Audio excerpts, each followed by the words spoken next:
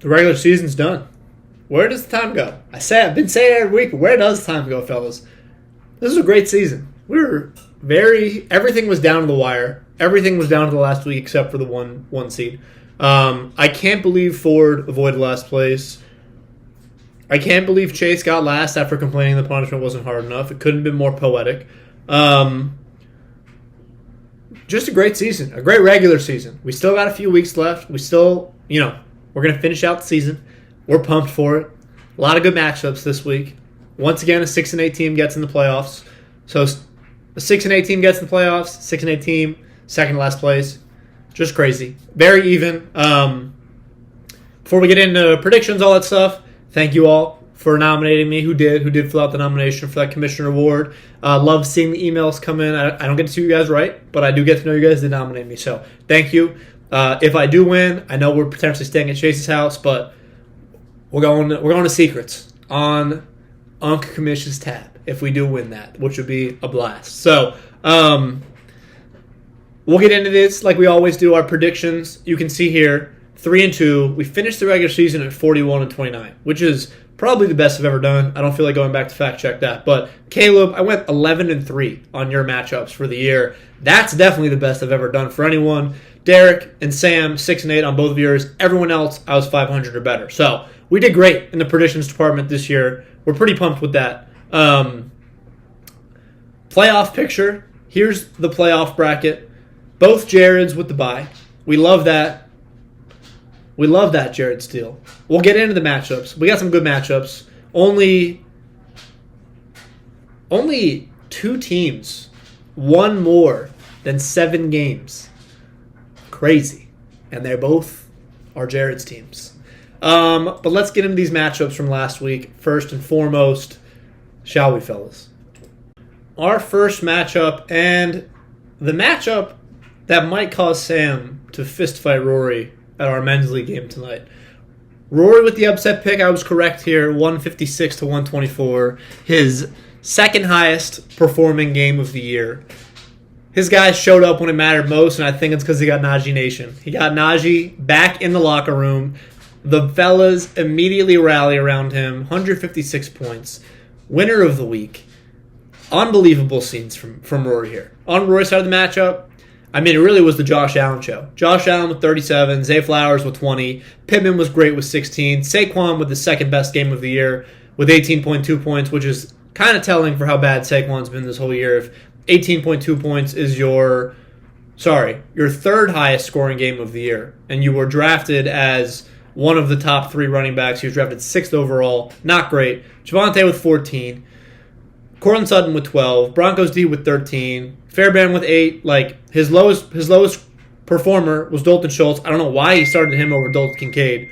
But to each his own, he made the correct call and not playing Emeka Egbuka, who has been horrible this second half of the year, really since week 6, as I've talked about a few times. But Rory, he was 5-0. He was 6-7. His back was up against the wall, and he comes away with a win in a must-win situation. If he would have lost here, it would have been curtains. He would have been cooked on the point 4.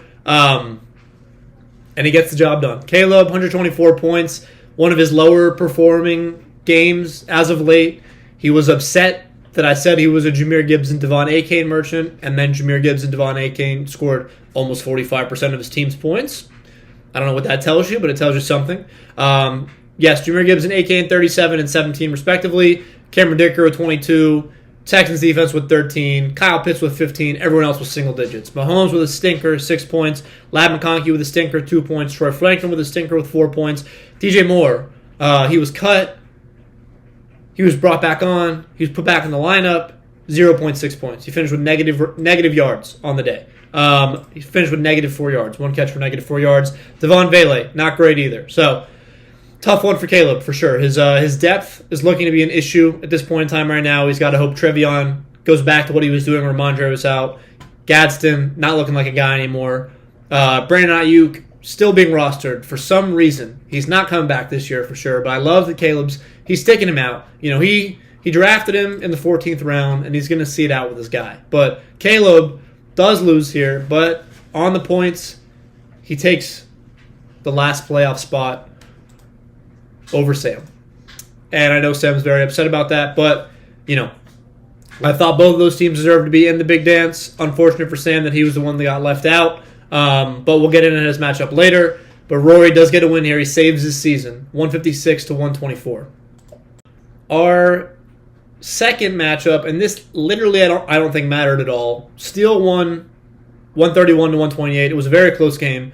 And I will say Ben was not paying attention because Amon-Ra played on Thursday night, and Ben didn't put him in the game. I get he was projected for 0 points. He was listed as questionable, but, I was locked in. I didn't even have Amon-Ra. I had Isaac Tesla, and I saw that Amon-Ra was playing. I said, no thanks, not going to play Tesla. He still had caught touchdowns. We would have been serviceable. But Ben, if he plays Tesla over Dubes, he gets a win here. And he's sitting at third place instead of fifth place, and he's playing Caleb instead. So maybe it was a big brain play, and he said, you know what? I don't want to play Caleb. I'd rather play whoever the fourth place team is, which I think is Rory. So maybe it was a big brain play on Ben's part. But, he did also show up drunk to the draft and drafted Chuba Hubbard in the third round. So maybe not, but maybe.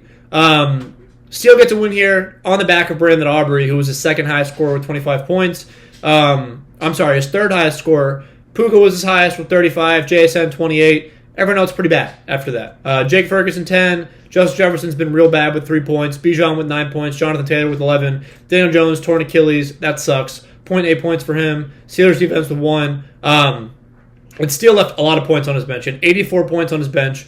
21 points from Lamar. 25 points from Harold Finn Jr. DK with 13 points this week. I do like for him that he stashed the Chiefs defense because they play the Titans in Week 16. He was looking ahead there. Good on you, Steele. I like that. And I'll tip my hat to you. But yeah, this matchup, it didn't matter. Like, both these teams made it in the playoffs. Steele has been locked into his number 1 seed for weeks. I Venmo'd him his winnings literally weeks ago. But they're both in the big dance. 6, 7, and 1 gets you in the big dance at this day and age. That tie really saved either Ben or Chris. I guess it was Ben, because if they wouldn't have tied, Ben would have lost. Sam would be in. So he can thank Chris for tying with him on that week. I know Sam is very upset about that, but nothing I can do about it. Am I right, fellas? But Steele gets the win here, 131 to 128, and Steele's taking the week off, as he has been for the past few, and Ben is moving on to Najee Nation. Our third matchup, Ford comes away with a win.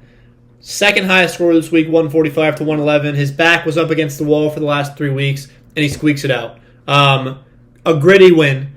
The Dave Montgomery trade worked beautiful for the boy. I get Wandale for the playoffs. He got 14 points from his flex. We love it. He gets a win. Matt Stafford with 23, RJ Harvey with 22, Devin Neal with 15, T. Higgins 27 points, and is now in concussion protocol, going out on top for Ford.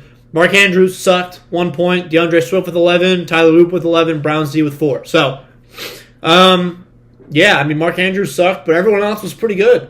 Woody Marks on the bench with 15 points, so I guess that trade maybe did cost him 1 point, but that's not the narrative I would like to put out there. So we're happy about the Dave Montgomery trade for Ford. Derek's out of the matchup. Apparently didn't realize this was a must-win because he was like, why isn't my name in any of these playoff pictures? Because you lost, buddy. 8th place, 6-8. You needed to win. If Derek would have won this game, Ford wouldn't have got last because Chase lost. So if Derek would have won this game, he would have been the last playoff spot instead of Caleb. Instead, he drops all the way down to 8th place. Michael Wilson was great for him with 37 points. Jalen Warren with 15 points. Bo Nix with 15 points. Everyone else pretty much sucked. Genty with 5. Aaron Jones with 7. George Pickens with 8. Just didn't really feel like catching the ball, it looked like. Tyler Warren did not look great with 3 points. That was his worst game of the year. Colts D with 0. Chris Boswell with 8. He left some points on the bench. BTJ with 11. Chris Godwin with 10. But, it wouldn't have mattered. You're not going to bench Genty. You're not going to put Blake Corman over him. And it wouldn't have mattered because Ford won by 30 points. So, Ford, I can't believe it. He survives last place. I thought he was dead in the water. He gritted it out. And I'm happy for him because he tore his knee and probably shouldn't be running 2 miles drinking a bunch of beer anyway. So, we're happy for you, Ford. I know you would have done the punishment anyway, but, we're happy that you don't have to do it for sure. Derek, our 7th season, he's only made the playoffs 1 time. That trend continues, unfortunately, for Derek. He's on the outside looking in. He finishes the season at 8th place, and next year, I think will be the year for you, Derek. Keep on trying, keep giving it your darn best, and maybe good things will happen to you. But it's not going to be this year. Both these teams on the outside of the playoffs looking in, both finishing at 6-8, but also both avoiding last place. Our fourth matchup, Chris and Sam. Chris gets a win 123-108, and Sam is fuming. He clawed his way all the way back. He was dead in the water at 0-5, gets to 6-7, comes up just short. Loses to Caleb on the .4, which is the tiebreaker for all default ESPN leagues, as Sam pointed out today. But if you would have told Sam going into this matchup, if you score 124 points, you get in the big dance, I'm sure he would have taken that. He's probably beating himself up over picking up Jaden Daniels right now, and I want to pull this up before I shoot myself in the foot. Jacoby Brissett, who he would have started, had 19 points. Jaden Daniels had 2 points. And Sam picked Jaden up, dropped Jacoby. That was a 17-point difference. If Sam would have left it alone and left Jacoby in, he would have won this game by a score of 125-123, and Sam would be in the big dance, and Caleb will be on the outside looking in. So, Ford dropping Jaden Daniels, no one else picking him up, letting him be the nuke that he was this week, scoring 2 points, costs Sam a playoff spot, gets Caleb in the big dance, gets Ford a win by not having him on the roster. So that drop ruined Sam's day and made other people very happy. Sam's side of the matchup, I just talked about Jaden Daniels. He had CMC on bye this week. He had Jackson Dart on bye this week. He had Purdy on bye this week. I don't know why he was rostering 2 QBs on bye. Tough. 108 points is not going to be enough to get it done, especially with the season on the line. Christian Watson was great with 24. Jameson Williams was great with 17. Brock Bowers was great with 14. Rashee Rice sucked on Sunday night. He got blown up, got obliterated. I thought he died for a second. Devontae Adams was not great with 6 points. The Bucks D was okay with 7. Cam Little was good with 12 points. And then Kenneth Walker, the story of the year. That sucks. Sam was probably wishing he had Chase Brown instead of Kenneth Walker at this point. I know he traded back and forth a few times, ended up on my team. But Sam's season does come to an end here at 6-8, which is very unfortunate for our once called league GOAT, who may be washed at this point. Tough one, for sure. Chris, on the other side, 123 points. Enough to get it done. It wasn't pretty, but he got the job done. Led by the Seahawks defense, once again, with 20 points. And Chris drafted them, so good on you, Chris. It wasn't even like he got him off the waivers. He drafted him. He's held on to him all year. I don't know why he's rostering them and the Eagles defense and also 2 kickers. I don't understand his roster management at all, but he's in the playoffs, 7-6-1. Dak with 18, Bucky with 16, Asia Brown with 16, Jerry Jeudy with 16, Jordan Addison with 10, and then, Breece Hall was not great. Zach Ertz died. His career's done, unfortunately, for sure. And then he played the wrong kicker. Again, why are you rostering 2 kickers? But he gets the win. He would have been in the playoffs regardless at 6-7-1, so he didn't really need to get a win here, but he does knock Sam out of the playoff race with the win here. Sam's season is done. He is at 6-8 on the outside looking in, and Chris does get the win here at 7-6-1. He is in the third place game playing Caleb in the first round, which we will get into that preview later. On our last matchup, me and Chase. Chase breaks 100, just barely. 121 and 100 is the final. 4-10. That's good for Chase's worst season ever in league history. 10th place, 4-10, 2 games outside of 9th place. This could have been a bigger difference in points, but I dropped the Dolphins defense, picked up the Ravens defense because I thought they'd come out with something to play for, and they looked horrible. I apologize for doubting the Steelers to all my Steelers friends. That would have been another 17 points for old Jer Bear, old Uncle Kamish. We had Drake May, the heart and soul of this team, on bye this week. Jared Goff was a fine replacement with 16 points. He was very serviceable. We had Tet on bye this week. We were happy to get Amarian Hampton back. Thank you for trading him to me, Derek. James Cook was just okay. Chase Brown, again, thank you, Derek, 18 points. CeeDee Lamb with 18. Luther Burden off the waivers, 11 points. Trey McBride with his second worst game of the year at 10 points, which is crazy. Jaden Higgins didn't look good, and then Jason Myers has just been money off of the waivers. I had him, I dropped, and I said, get back on the roster, son. You've been awesome. Sitting at the kicker one. Yeah, what a guy. we had some guys on bye this week. We left a little bit of points on the bench. We could have gotten a couple more with Kyle Monangai over Jaden Higgins, and obviously I just talked about dropping the Dolphins defense, but it didn't matter. Chase was loser of the week. Our lowest scorer, our loser of the league. It's not looking up for Chase right now in terms of the club basketball fantasy league. Jalen Hurts, with historically the worst play of all time from a fantasy football perspective, threw a pick, recovered the fumble, and then fumbled it again. -4 points on one play. That's never been done before. So he did make history. Congrats to you, Jalen. He turned the ball over 5 times last night. He looked horrible. The Eagles suck.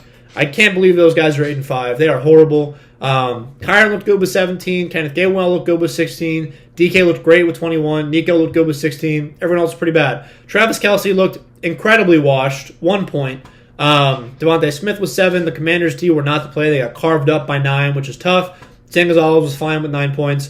And Tony Pollard, with his best game of the year against the best run defense, he hadn't broken double digits since week 7, and he drops 28, which is crazy. So that's just fantasy football. Chase could have won that game if he plugged. Could he have won 20? Yeah, if he would have plugged. Actually, it wouldn't have mattered. No, it wouldn't matter because, you couldn't plug Tony Pollard in for anyone except Gainwell or Kyron Williams. And they both didn't score 21 less. Could have scored one more point if you started Darren Waller, but, if my grandmother had wheels, she'd be a bicycle. So, tough one for Chase. He's got to look back and say, why did he make that trade? Trading for 2 guys that were both on bye this week. Didn't pan out for him. It was a tough season for Chase. He didn't realize we were a double flex league. We've been a double flex league, I think, for 6 years at this point. So that's tough for sure. He did have the unction with everyone being super old and washed on his team. It was great to see Debo suck going against me with Chase's season on the line. That did bring a smile to my face. And because Debo sucked so much, I was able to get by. Thank you, Debo. As always, I'm grateful for you. One of the 2 teams to be above 7 wins on the season. We're taking the week off. CD, take the week off, buddy. Enjoy the time. Get your brain right. Get ready for the following week. Let's hear from our winner of the week, Rory. We hear from our loser of the week, Chase. We'll hear from anyone who wants to send a video recapping their thoughts on the season. Which I already have the video from Ford, so thank you, Ford. But hopefully we'll get some videos from the rest of you guys. If not, no worries at all. But that was our last regular season recap. And let's hear from these guys, and then we'll move on to predictions for this upcoming week. All right, it's about a little past 6 Wednesday night. Still no video from Chase. Texted him a couple times. He said he'd get it sent over, but we're gonna power through this recording. I do have video from Ford, none from Derek. That's to be expected. Sam and Rory made a nice little joint video after our men's league game yesterday, so you guys will get that too. Who's the other person that did my playoffs? Ford, Derek, Chase, Sam. No, yeah. So that's everyone. Let's hear from Ford first. Ford, you avoided last place. Vibes got to be high. How you feeling? Good evening, Unk Kamish, loser Chase, no longer the GOAT Sam, and fuck you Rory, and then the rest of the league. Coming to you, I had given up. I had surrendered. I thought I was going to be for sure running this 2-mile beer run, and Steele was going to give me some disgusting IPA to drink, but we did it. The boys, the no-name team of scrubs, rallied to win 3 in a row down the stretch. I think I was at like a 99% chance of being the loser a couple weeks ago, but the boys scratched back. That's just good management. If Sam or whoever the fuck's going to be arguing for Sam and Caleb to be manager of the year, I think I should be in that conversation too, because fuck you, Sam. We finished at the exact same level, tied for 6th place. And yes, I will be using that in the future for my overall finishing position. I tied for 6th in this league this year. Fuck you guys. But yeah, I'm honestly just excited that I don't have to look at this roster anymore. It was dog shit. It was always dog shit. I drafted this team heavily under the influence, and it showed. And but yeah, I'll be choosing someone to root for. Probably won't be one of the Jareds. Might be Caleb. I don't know, but I'm happy I don't have to worry about this team anymore. Cheers to Levin. I hope you win the commissioner thingy. That would be sick. I'll see you guys next season. You probably won't be hearing from me again, other than to be annoying in the group chat. Thank you. Thank you, Ford. Little offended you're not rooting for me, but it's fine. Yes, I was we had 3 different people, probably different points, think that they were going to get last place, with Caleb and Sam both starting 0-for. However, Ford being the worst team, and then Chase was the one who ended up last. Just an all-time crumble, all-time collapse from him. Hopefully we get his video, but we have the duo Sam and Rory video, which is a combined little winner of the week, end of season video from Rory that I recorded after our game last night. So I'm going to kick it to them. Rory and Sam, what thoughts do you have for the league?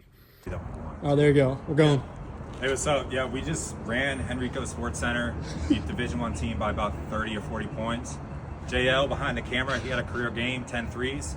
Rory has something to say. I did give him the playoff spot. The league is rigged. Jared vouched. Go ahead. Sorry, Rory. Go ahead. This was supposed to be my winner of the week video, where I kicked him out of the playoffs. 156. Saquon is back. For anyone I didn't know, my team is back. I put one guy in my IR this week for good vibes. Because of what I said, you're welcome. Yeah, it was your idea actually. I picked up CA3 last week, and he was not the right decision for the vibes on the bench. Najee was. So we're back. I play Ben first round. See what happens there. Then if I win that, if I win that though, it's steal. And me and him are 1-1 on the year. And I want that rematch. Any last thoughts, Sam? Yeah, Rory, $10 bet I outscore you this week. Outside of You defense. can't even make waiver claims. It don't matter. I'm already ready for the playoffs, bro. Be there. $10 bet. Not including defense, though. Right, Levin? I can't defense. He rigged the league. He rigged the league. Rigged league. Okay, that's fine. The Broncos. Oh, you have Broncos. One of my favorite videos of the year. Would like to clarify, we did not beat the Division I team. We played against a team that had someone who played for Mary Washington, someone who played for CNU, and then someone who played for VCU. We lost by about 20 points. I did not hit 10 threes. I think I hit 2. So, would like to clarify that. Would love to have had 10 threes, but didn't. But yes, Sam, thank you for a great year. I really thought you were going to be in the playoff. You probably were going to be my pick to win it all if you did make it to the big dance. But tough one for sure. You fall just short. Rory, back in the win column. Najee Nation is here to stay. I'm going to leave a little dead space here for Chase to hopefully send his video to me in the next half an hour. But maybe we'll kick it to Chase. I might be kicking it to myself. Let's get into these matchup previews for our first playoffs games. What's up, boys? Coming to you live from the Big Apple. Very cold and rainy. It's a fine Wednesday night. About to step in the gym for a hoops game. Hand out some buckets. Anyways, loser of the week video right here. Scored like 100 points. Jalen Hurts had like 5 turnovers, including 2 on 1 play. Also clinched Sacco in my first loser of the week of the year. So timing seemed to all work out, but vibes are still high. Rebuilding for next year. Good luck to everyone that's in it.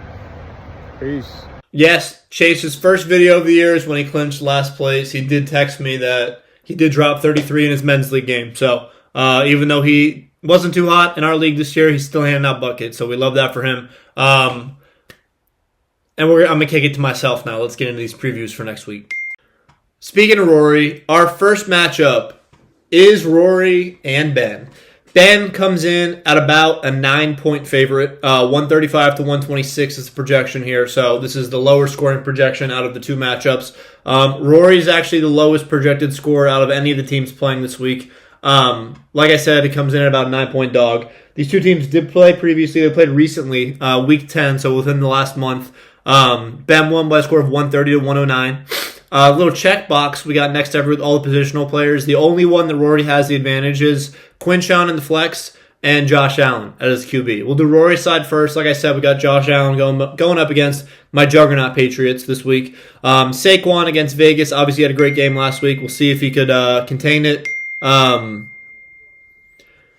Apologies. Javonte against Minnesota on Sunday Night Football. Cortland Sutton against Green Bay. Zay Flowers against Cincinnati. That's a great matchup for him. We got Dalton Schultz against Arizona. Egbuka is back in the lineup right now. We'll see if that stays with Mike Evans coming back, with Jalen McMillan coming back, with Godwin being back in the lineup. Like, there's a lot of mouths to feed in Tampa Bay, and Baker hasn't looked great so far. And then Broncos D against Green Bay. So he's riding a couple Broncos players. He's got Fairbairn against Arizona as well. So that Thursday night game is that Bucs game. I'm going to be interested to see if he leaves Egbuka in. Rico Dowdle also didn't practice today, so Chuba could be a great play against the Saints this week.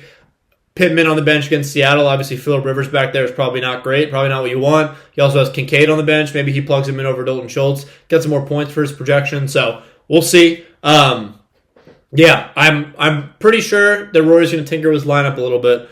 Ben's side of the matchup, like I said, he does come in as a 9-point favorite. He gets Burrow back. They always carve up Baltimore, so that's a great matchup for him. Josh Jacobs against Denver, so we got the Denver-Green Bay matchup going on in this matchup as well. Travis Etienne's been great, and the Jets don't frankly suck and don't have anything to play for. They're probably going to get up big on that, so I imagine Etienne has a good game. Amon-Ra against the Rams, Jalen Waddle against Pittsburgh, Goddard against Vegas, and then we have Olave and Juwan Johnson, both against Carolina, Jaguars D against the Jets, and then Cairo Santos kicking for Chicago. And a thing to note here is Ben, if we recall during the draft, dialed in a little late, reached on Chuba Hubbard in the third round, and then left. And when Rico ceded the starting role, Ben dropped Chuba, and Rory now has him. So it could be pretty poetic if Chuba does regain the starting role this week and Rory starts him to end Ben's season. I think that would be pretty funny. Jaguars defense, I do think, is a fantastic play this week. The Jets are down Justin Fields and they're down Tyrod Taylor, so it's the third string QB. And I think, neither of these teams I'd say are particularly hot right now. Both these teams I think started off the gate pretty strong and then cooled off significantly over the past few weeks. Ben, I think, is definitely looking a little more top-heavy than Rory, and I kind of went into this thinking, I'm going to pick Rory here, basically because of the double flex with Ben starting Juwan Johnson. But I don't know. I don't really like Rory's matchups this week. Denver against Green Bay, I don't love. Egbuka hasn't looked great, like I talked about. The Bears' defense has been turning it around. Like, the Broncos' defense are playing against Green Bay, who scores a lot of points. Obviously, Josh Allen can't handle my Patriots, so it's not great for Rory this week. And I did really think I was going to pick Rory before I came into this preview here. But looking at the matchup, I get why Ben's a 9-point favorite, and I think I need to take him here. Wouldn't be surprised if I do see Rory come out of this with a win. I think it's going to be a lower scoring game, but I think Ben comes away with a win here. And our second and final matchup of the week is Caleb and Chris. Chris comes in about a 2-point favorite right now. These teams split the regular season series. They played in week 3 where Chris won by a score of 133 to 118. And then in week 11 they played again and Caleb won by a score of 140 to 118. So both these teams scored 118, which is pretty funny when they played each other. Maybe we continue that trend here. But like I said, Chris right now comes in at about a 2-point favorite. We will look at Chris's matchup first. Because he is the favorite. He comes in as the 3 seed. Caleb's the 6 seed too, even though they're only separated by a game and a half. Dak against Minnesota on primetime, so this game will be coming down to Sunday Night Football. Bucky on Thursday night against the Falcons. We got Breece Hall against Jacksonville. And Breece didn't practice today, which is definitely something to monitor because I didn't even know that he was hurt. To me, it feels like the Jets are probably just going to shut Breece Hall down. The Jets suck. There's no reason for them to push him out there, which would make sense for the New York Jets, but would not make sense for Chris because then he'd have to go back to Ramondre Stevenson, which I'm sure he does not want to do. Jamar against Baltimore. Jamar always goes off against Baltimore. A.J. Brown against the Raiders, and he's been much better since he threw a tantrum. The Eagles' offense hasn't been as good, but still. George Kittle, yeah, he's happy to get him back in the lineup. Diggs, another revenge game against Buffalo. He's got a bunch of incentives for his last part of the contract, so he's definitely going to be getting targeted a lot. He wants to get paid. Jordan Addison against Dallas. So, again, Sunday Night Football, we got that going here. And then the Seahawks defense, they're averaging 12 points, the number 1 defense on the year. They get Phillip Rivers, it's looking like. So that is, I'm sure Gilliam is licking his chops at that. And then right now, like I said, he's got 2 kickers. Every time I look at his roster, I'm confused by it. But he's going with Tampa Bay Buccaneers kicker on Thursday Night Football.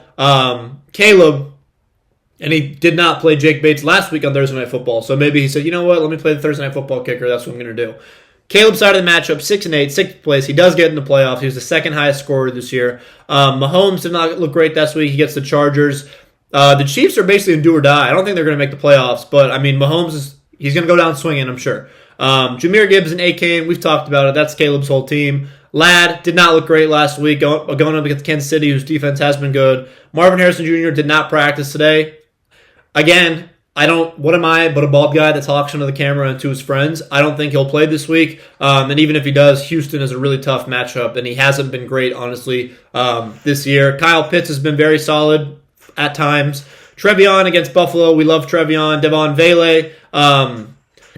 Yeah, I mean, that's tough. You're starting Devon Vele. What did he get last week? 7 points. So 6, 23, and 7. So maybe he can go back to scoring double digits here. Texans defense against Arizona, and then Dicker the kicker against Kansas City. So I don't think this is going to be the two final lineups that are out there on Sunday, because I don't think Breece Hall nor do I think Marvin Harrison Jr. are going to play. I don't think Rome Odunze is going to play either for Chris, which makes sense why he's on the bench right now, but just limits his options a little bit. So he's going to really be deciding between Ramondre, Devin Singletary, and Tajay Spears. Rome wasn't an option for Breece Hall's replacement anyway because he's not a running back. I guess he'll leave Jordan Addison, and he's been playing better than Justin Jefferson with JJ back at the helm there. And I didn't mean to cause offense to Caleb when I said that his whole team was Jahmyr Gibbs and Devon A-Kane, but I look at his bench, and his bench consists of Troy Franklin and DJ Moore and Trey Tucker. So, I mean, what do you want me to say? And right now, like I said, he has MHJ in. I don't think MHJ is going to play. He has a pretty tough matchup for Jahmyr Gibbs this week against the Rams, who have been a very, very good run defense.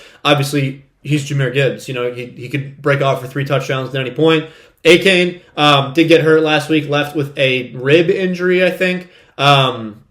He could be held out of practice sessions this week. So I don't know if they have the Monday night game. Obviously, the screenshot that you guys get is not the one that I see when I'm making these videos on my computer. But there's no practice report for today. So, if Caleb is potentially without A-Kane, that's going to be detrimental for his success. He really needs Gibbs and A-Kane if he wants to have a shot at making a playoff run, which I know he knows. Ladd, more like bad. Am I right? It's tough. Caleb's been on a roll. I did pick him to lose last week. I was right there. Chris did get a win last week, 124 points. His team hasn't been winning, I'll say, a lot of games recently. He started off pretty hot. Obviously, the 160 points a couple weeks ago. He does knock Sam out of the playoffs last week. I do think Chris gets the win here. And I don't mean to upset Caleb, because I'm sure a lot of people are rooting for him as one of the 2 people in the playoffs right now that does not have a championship ring yet. So it's him and Ben are the only 2 people that have no ring. Everyone else has won at least one time and would be threatening Sam's GOAT status if we get another repeat here. So I'm going to take Chris in this one, but I foresee this being a much higher scoring affair than the other matchup. But I do think Chris probably takes this one. And that wraps me for the last regular season preview. The first round of the playoffs. We love it. We might be in Foxborough for the Patriots game this week. We're going to be out in Boston. We're going to see if we can make it work, which would be sick, even though we're on bye this week. The boys are happy to have one off, but, we don't take naps. Am I right? But, yeah, that wraps me for this week. Thank you all who came out this year. You guys know I love this league. Love the chat. Love when we stay active. I appreciate the guys who are eliminated who did make it a fun year. It did come down all the way to the very end. So, good luck to Chris, Caleb, Rory, and Ben this week. Other Jared, enjoy your bye, and the rest of you guys, enjoy your early summer. Be safe. Love you guys.